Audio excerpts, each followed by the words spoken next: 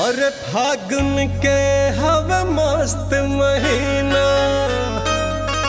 साल भर में जाई।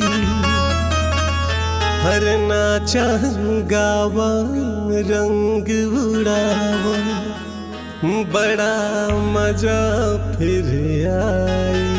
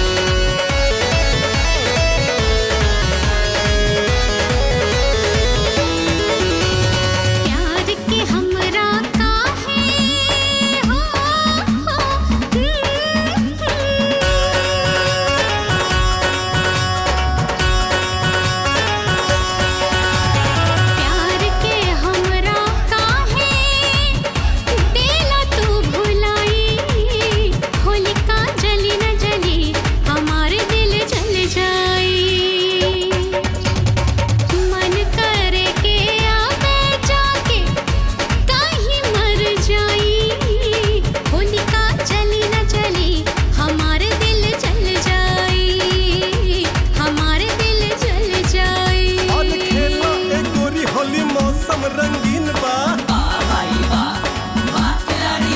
अरे खेलो ए गोरी होली मौसम रंगीन बा तोहरा इयत काहे बोला गो महीन बर हई रे हई रे हई होली है।